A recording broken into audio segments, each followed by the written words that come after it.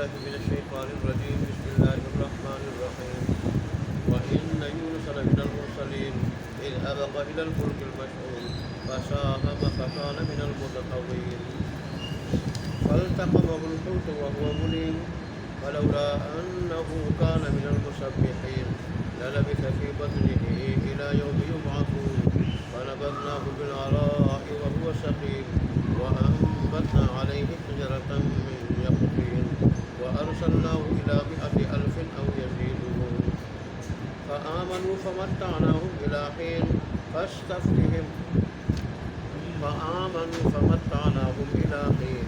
صدق الله مولانا العظيم وصدق رسوله النبي الأمي الكريم ونحن على ذلك لمن الشاهدين والشاكرين والحمد لله رب العالمين.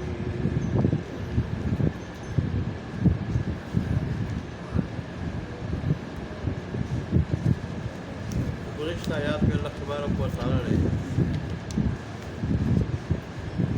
انبیاء کی تبلیغی محنت کی تاریخ بتائی تھی کہ انبیاء نے اس میدان میں بڑی تکلیفیں برداشت کی اور پھر اللہ نے ان تکلیفوں کی وجہ سے ان کو بڑا نوازا، بڑے انعامات عطا کیے، ان کا نام روشن کیا، اور اللہ تبارک و تعالیٰ نے ان کی اولاد میں نبوت رکھ دی، نبوت و رسالت رکھ دی، اور خاص کر پھر ابراہیم علیہ السلام کی اولاد میں تو کم و بیش 4,000 انبیاء گزرے، 4,000 مثالی اور بلکہ بے مثال بادشاہت بھی ابراہیم علیہ السلام کی اولاد میں حضرت سلیمان علیہ السلام کو عطا کی گئی۔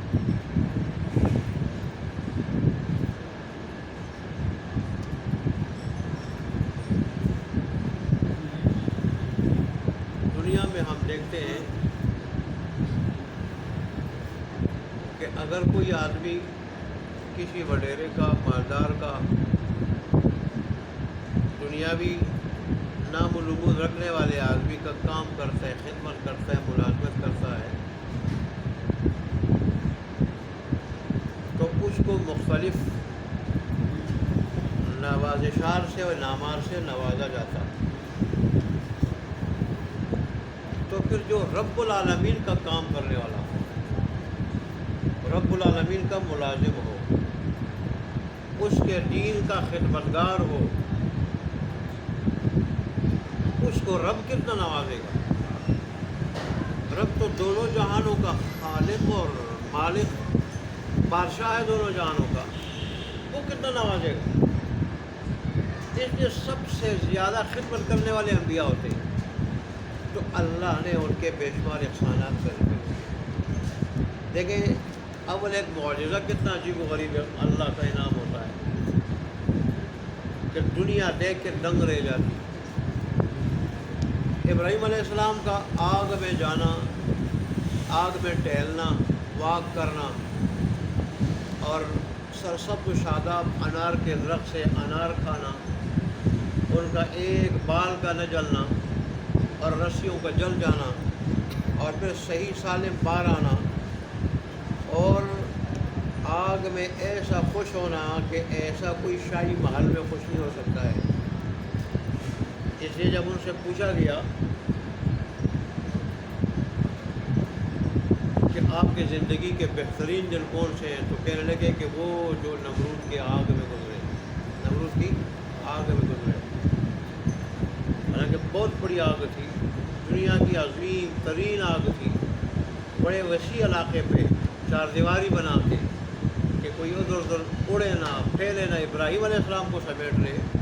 لیکن آپ کہہ رہے ہیں کہ بہترین دن میرے وہ ہیں جو نمرود کی آگ میں گزرے۔ کہ اللہ نے فرمایا کہ ہم نے آگ کو کہا کہ تم ٹھنڈی ہو جا، لیکن سلامتی والی ٹھنڈک ہو۔ انہوں تیری ٹھنڈک سے ابراہیم علیہ السلام کو تکلیف پہنچی، جیسے جاڑے کے موسم میں آدمی کو سردی سے بھی کیا تکلیف پہنچتی ہے، کانپنے لگتا ہے، تو اللہ نے حکم دیا کہ ٹھنڈی ہو لیکن ایسی کہ سلامتی والی، ابراہیم علیہ السلام کو تکلیف نہ پہنچے۔ ٹھنڈک کی نہ گرمائش کی وجہ سے نہ ٹھنڈک کی وجہ سے. یہی وجہ ہے کہ جب ابراہیم علیہ السلام صحیح سالم باہر آئے اور وہاں ٹہل رہے تھے, وہ دیکھتے تھے. پھر نمرود تو مینار پہ چڑھ کے, اپنے مال کے مینار پہ چڑھ کے وہاں دیکھ رہا تھا. ابراہیم علیہ السلام ٹہل رہے ہوتے تھے, انار کھا رہے ہوتے تھے. آگ میں وہ دنگ رہ گیا. صحیح سالم جب باہر آئے تو پھر نمرود نے کہا تیرا خدا کوئی بڑا آدمی ہے, تیرا خدا کوئی بہت بڑا آدمی ہے, میری طرف سے 4000 گائے لے لو اور اس کو ہدیے میں دے دو, ہدیے میں دے دو. وہ تو اپنے ذہن کے مطابق کہہ رہا تھا کہ وہ مجھ سے بھی کوئی بڑا آدمی, بہت بڑا آدمی ہے, وہ بہت طاقت والا ہے, بہت زور والا ہے وہ. تو بہرحال اللہ تبارک و تعالیٰ نے ان واقعات کا ذکر کا مقصد کیا ہے دین کا کام کرنے والوں کو تسلی. کہ اس سلسلے میں جو تکلیفیں آتی ہیں وقتی ہوتی ہیں, عارضی ہوتی ہیں, چند روزہ ہوتی ہیں, اور اس کے نتیجے میں, ان تکلیفوں کے نتیجے میں, دین کی خدمت کے نتیجے میں جو کامیابی ہوتی ہے وہ دائمی ہوتی ہے. نام روشن ہوتا ہے دائمی, انعامات جو ملتے ہیں وہ دائمی ہوتے ہیں. دنیا سے چلے کھانے پینے کی نعمتیں اگر ختم ہو جائیں جو زندگی تک ہے, لیکن نام کا روشن ہونا, لوگوں کی دعا کرنا, لوگوں کا دعا کرنا, سلامتی کی دعا, رحمت کی دعا, برکت کی دعا, درجات کی بلندی کی دعا, یہ چیزیں تو ہمیشہ رہتی ہیں جب تک دنیا آباد ہے. آج یونس علیہ السلام کو دیکھا, اتنی بار ذہن میں رکھیں کہ انبیاء معصوم ہوتے ہیں, رب کی طرف سے ان کی حفاظت ہوتی ہے, ان سے گناہ سے بچایا جاتا ہے. بالقصد بالارادہ, نہ آپ کبیرہ گناہ کر سکتے ہیں اپنے اختیار سے, نہ صغیرہ. رب کی طرف سے یہ گارنٹی ہوتی ہے, معصوم ہوتے ہیں, اللہ کی طرف سے حفاظت ہوتی ہے. معمولی لغزش اگر ان سے ہو جائے, معمولی لغزش جو عام آدمی کے مقابلے میں جرم نہ ہو, تو ان کی شان کو اور رفعت مقام کو لے کر ان کے حق میں وہ جرم سمجھا جاتا ہے. ان کے حق میں اگر جو معمولی لغزش ہو, اور پھر اس پہ رب کی طرف سے گرفتار. لیکن وہ جو گرفت ہوتی ہے, جیسے وہ لغزش حقیقی گناہ نہیں کہ بالقصد بالارادہ ہو, لغزش ہوتی ہے بغیر ارادہ کے, بغیر اختیار کے, یا اجتہادی غلطی ہو جاتی ہے. تو ایسے ہی رب کی طرف سے جو گرفت ہوتی ہے, بعض اوقات آزمائش ہوتی ہے, وہ حقیقی سزا نہیں ہوتی, وہ حقیقی سزا نہیں ہوتی. سزا تو گناہ پہ ملتی ہے, اور نبی گناہ سے کیا ہوتا ہے, معصوم ہوتا ہے. ایسا ہی نبی فریضہ تبلیغ کی ادائیگی میں معمولی کوتاہی, ذرہ برابر کوتاہی نہیں کرتا. اگر وہ ذرہ برابر کوتاہی کرے تو وہ پھر منصب رسالت کا اہل نہیں رہتا, دائرۂ نبوت سے خارج ہو جاتا ہے. اور رسول اللہ صلی اللہ علیہ وسلم اس کی دلیل اللہ نے اپنے حبیب کو فرمایا, بلغ ما انزل الیک من ربک, رب کی طرف سے تیرے پاس آ رہا ہے اس کو آگے پہنچا دے, جیسے آ رہا ہے ایسے ہی پہنچا دے. وَإِن لَّمْ تَفْعَلْ فَمَا بَلَّغْتَ رِسَالَتَهُ, اور آپ نے ایسا نہیں کیا, جیسا آ رہا ہے ایسا نہیں پہنچایا, تو وہ آپ نے پھر تب رسالت کا حق ادا نہیں کیا. تو نبی ذرہ برابر بھی تبلیغ کی ادائیگی میں, رسالت کا جو فریضہ ہے اس کی ادائیگی میں ذرہ برابر بھی کوتاہی نہیں کرتا. یہ سے بات کرتا ہوں. اور مزید بات, اگر قرآن میں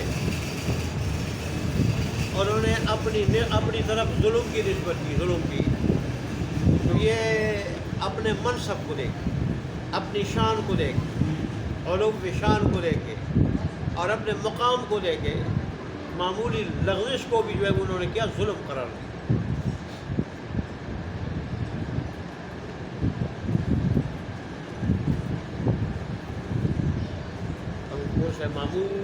معمولی لغزش ہو جائے, وہ بھی اپنی علو شان کو دیکھ کے علو شان کو اس کو بہت بڑا جرم سمجھتے ہیں انبیاء. تو اس وجہ سے معمولی لغزش اگر کہیں ہو گئی، گناہ تو وہ ہوتا ہے جو بالقصد بالارادہ کیا جائے.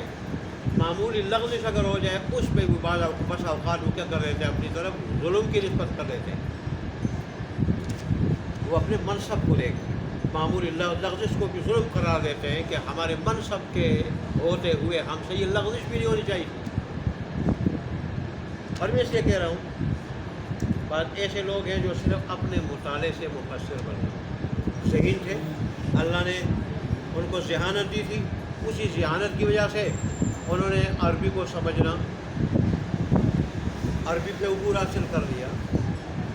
عربی عبور تو نہیں، عربی سے آشنائی حاصل کر لی، عربی سے کچھ آشنائی حاصل کر لی، فارسی سے کچھ آشنائی حاصل کر لی. عبور تو اور چیز ہے، کچھ آشنائی حاصل کر لی، اور اس کے بعد پھر اپنی اس ذہانت اور کچھ آشنائی کی بنیاد پر جو انہوں نے مختلف کتابوں کا مطالعہ کیا، رسالوں کا مطالعہ کیا، انہوں نے کیا کیا، تفسیر لکھ دی. کسی استاد کے سامنے زانوِ تلمذ، زانوِ ادب کوئی نہیں کیا. تو ایسے لوگ جب تفسیر لکھتے ہیں وہ بہت ساری غلطی کر لیتے ہیں. جیسے ہمارے قریب دور کے مولانا مدوری صاحب، انہوں نے یہاں پہ یونس صاحب پہ جو آزمائش آئی تو اس کے بارے میں کہا کہ ان سے فریض ادائیگی میں کچھ کوتاہیاں ہو گئی تھیں، کچھ کوتاہیاں ہو گئی تھیں، اس کی وجہ سے رب کی طرف سے یہ سزا دی. ایسے بارور بھی باتیں قرآن مجید میں ان کی غلطیاں مفسرین نے نوٹ کی ہیں، ان سے ہوئی. وجہ اس کی یہ ہے کہ وہ ذہین تھے. ابتدا انہوں نے اپنی زندگی کا آغاز سافر سے کیا، پھر ذہین تھے، اور ذہانت کی وجہ سے انہوں نے آشنائی حاصل کی عربی سے، فارسی سے، پھر اس میں کچھ رسالے لکھے اور پھر انہوں نے تفسیر لکھ دی. تو ایسی انہوں نے کچھ غلطیاں کی جن کا علماء نے تعاقب کیا ہے. یہاں پہ انہوں نے یونس السلام کے بارے میں کہا کہ ان کے فریض رسالت میں کوتاہی ہو گئی تھی، اس کی وجہ سے رب کی طرف سے پھر سزا مل گئی تھی.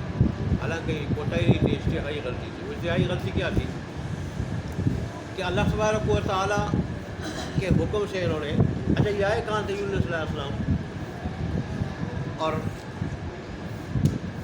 یہ بھی تبلیغی محنت کی تاریخ کے سلسلے کی کڑی ہے جن کا ذکر اللہ نے کیا کہ انہوں نے بڑی تکلیفیں اٹھائی، مشقتیں اٹھائی، آخر پر اللہ تبارک و تعالیٰ کامیابی عطا کی. یہ عراق کا صوبہ موصل میں دریائے فرات کے کنارے معروف و مشہور شہر ہے نینوا. نینوا کی طرف مابعوث ہوئی. ترمذی کی روایت کے مطابق وہاں کے باشندے 1,20,000 1,20,000 اور ایک متمدن شہر تھا، اور باقاعدہ اس شہر کا ایک بادشاہ بھی تھا. متمدن شہر تھا، متمدن اور خوشحال لوگ تھے.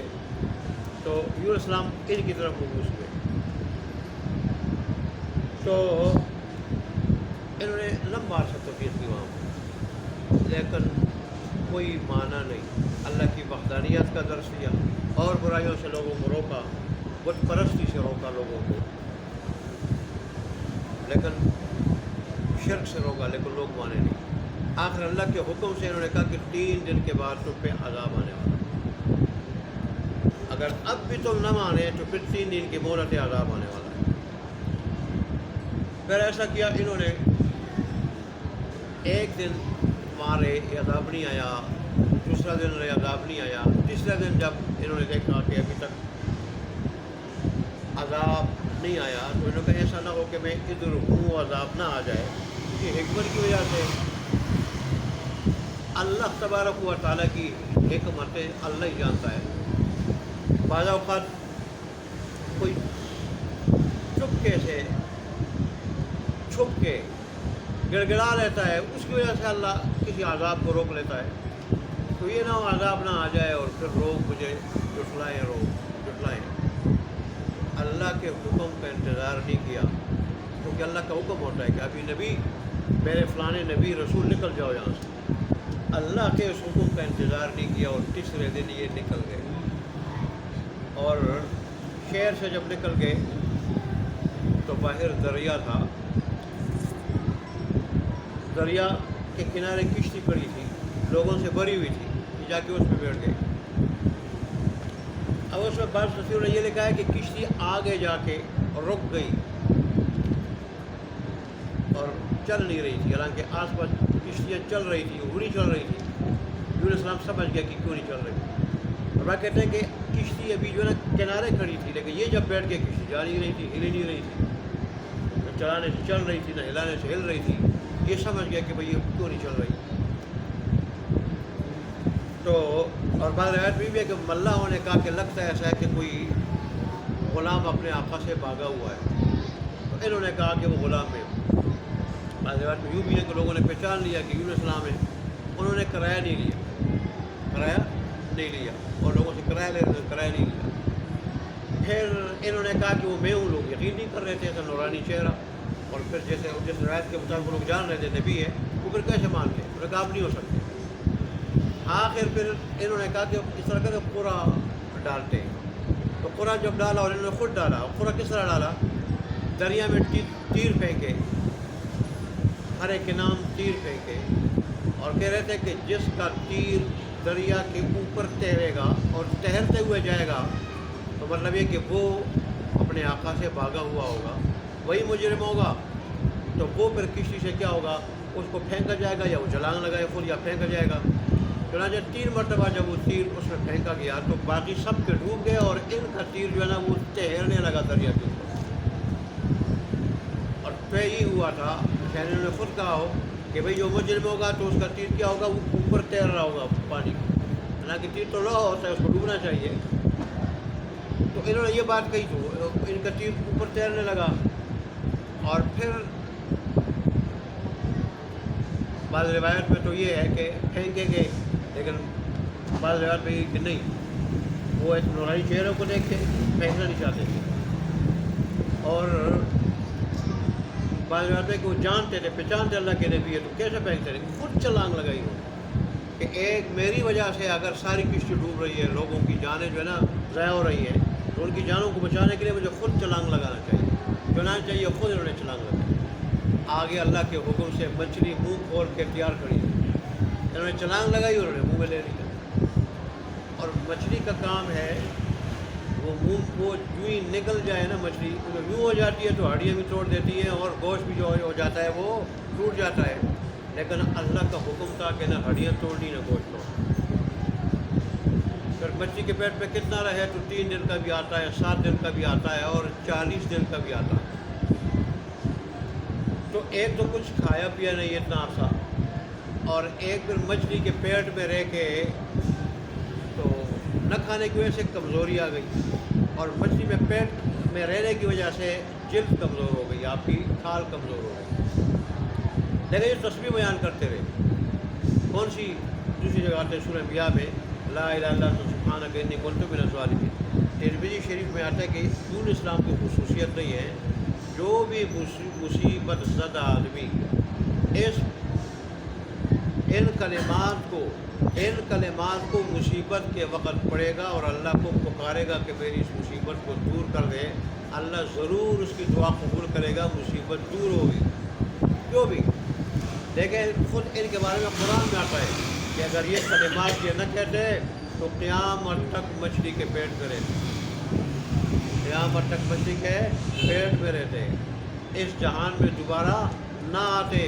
لیکن ان کلمات کی برکت تھی کہ اللہ نے 3 دن بعد یا 7 دن بعد یا 40 دن بعد اللہ تبارک و تعالیٰ نے مچھلی کو حکم دیا، انہوں نے ایک چٹیل میدان میں ان کو اگل دیا، اور پھر اللہ تبارک و تعالیٰ نے جلد کمزور ہونے کی وجہ سے، باقی جسم بھی کمزور ہونے کی وجہ سے، ان کمزوریوں کی وجہ سے ان کو بیمار کہا گیا، سقیم بیمار کہا گیا ہے، حالانکہ ترقی کا دور بیماری نہیں تھی، ضعف تھا، ایک جلد کمزور ہو گئی تھی، نہ کھانے کی وجہ سے ضعف پیدا ہو گیا تھا۔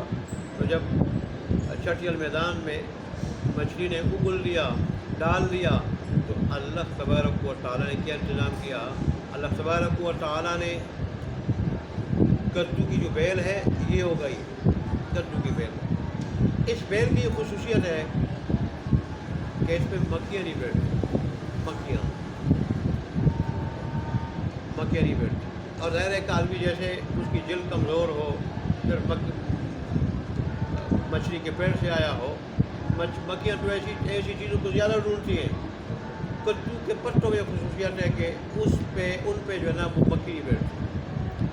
ایک دوسری خصوصیت بھی تفسیر دوسرے قرآن والے بیان کی، جو تر سبزیاں یہ جب انسان کھاتا ہے تو اسے انسان کا ذہن حافظہ کمزور ہوتا ہے، لیکن کدو ایک ایسی تر سبزی ہے تو تر، لیکن اس سے عقل، ذہن، دماغ جو ہے نا وہ تیز ہوتا ہے اس سے۔ اور یہی وجہ ہے کہ رسول اللہ صلی اللہ علیہ وآلہ وسلم کو کدو بہت پسند تھا۔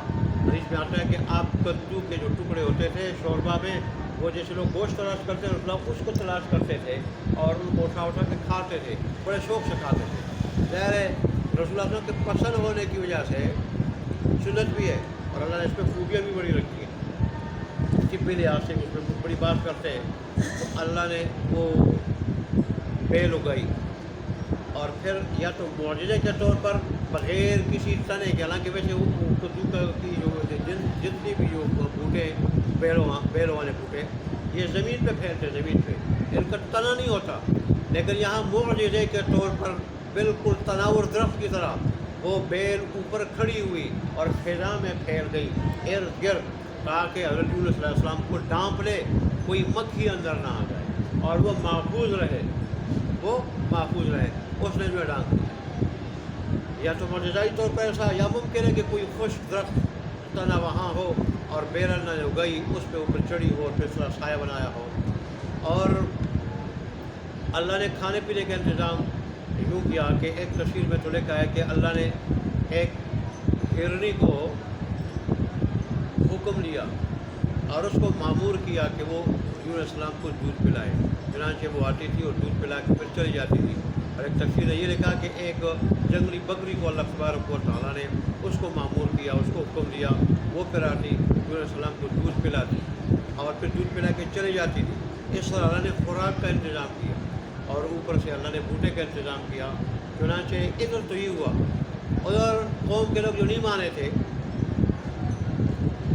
یونس علیہ السلام تو چلے گئے اور انہوں نے دیکھا کہ عذاب آنے والا ہے، عذاب کے آثار نمودار ہوئے، جو عذاب انہوں نے بتایا تھا یونس علیہ السلام نے، عذاب کے آثار نمودار ہوئے۔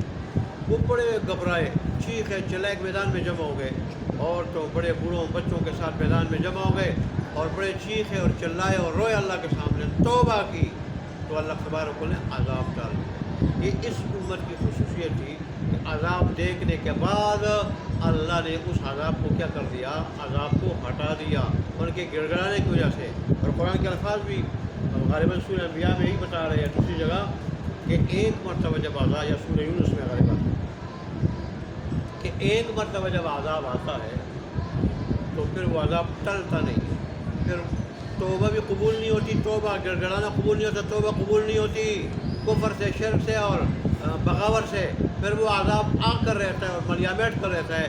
یہ قوم یونس کی خصوصیت تھی، اللہ نے خصوصی عنایت فرمائی، وہ جب گڑ گڑائے تو آیا ہوا عذاب اللہ نے کیا کر دیا، ہٹا دیا۔ تو پھر وہ ایک تو عذاب ہٹ گیا، دوسرا وہ عذاب، جس وقت وہ عذاب کے آثار ظاہر ہوئے تھے اس وقت یونس علیہ السلام کو بھی تلاش کر رہے تھے، سمجھ رہے تھے کہ یونس علیہ السلام اگر ہمارے ساتھ مل کے اللہ کے نبی ہیں، رسول ہیں، وہ اگر گڑ گڑائے، ہمارے ساتھ مل کے گڑ گڑائے تو یہ عذاب ٹل سکتا ہے۔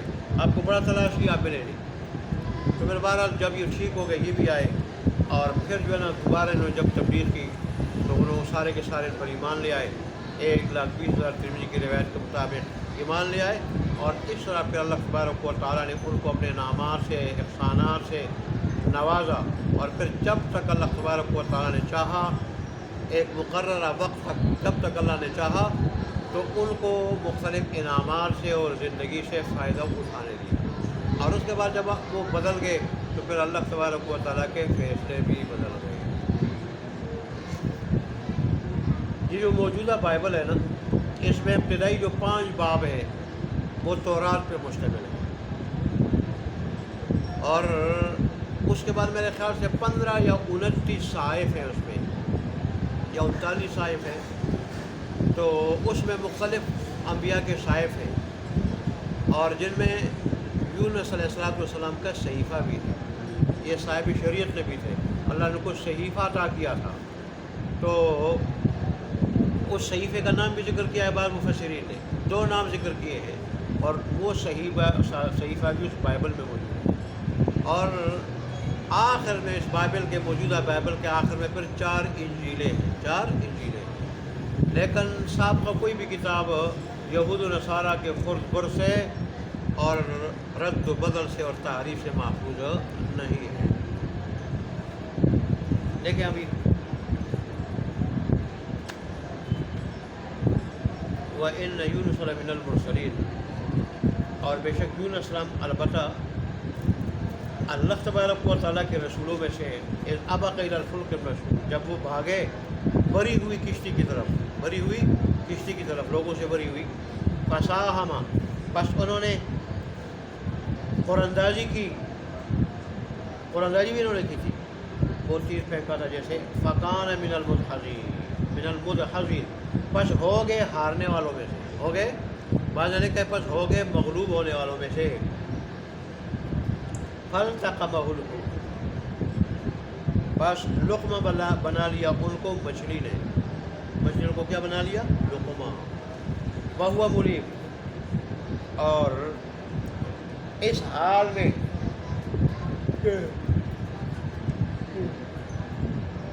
وہ اپنے آپ کو ملامت کرنے والے تھے، یعنی نادم تھے، اس پہ سمجھ گئے تھے کہ مجھ سے یہ غلطی ہو گئی، اتحادی غلطی. فلولا انہ کان من المسبحین، پس اگر نہ ہوتے وہ تسبیح بیان کرنے والوں میں سے، للبث فی بطنہ، تو البتہ رہتے اس مچھلی کے پیٹ میں، الی یوم یبعثون، لوگوں کے دوبارہ اٹھائے جانے کے دن تک، قیامت کے دن تک. 3 اندھیروں میں تھے، پیٹ کا اندھیرا، رات کا اندھیرا، سمندر پانی کا اندھیرا، اللہ نے ان سے نکالا. جیسے دوسرے کہتے ہیں فنادا فی الظلمات، کہ انہوں نے اندھیروں میں، تاریکیوں میں اللہ تبارک و تعالیٰ کو پکارا کہ تیرے سوا کوئی عبادت کا لائق نہیں، تو پاک ہے، اور بے شک میں ہوں قصورواروں میں سے. فنبذناہ، پس ہم نے ڈال دیا ان کو، بالعراء، چٹیل میدان میں، وہو سقیم، اس حال میں کہ وہ بیمار تھے، یعنی کمزور تھے.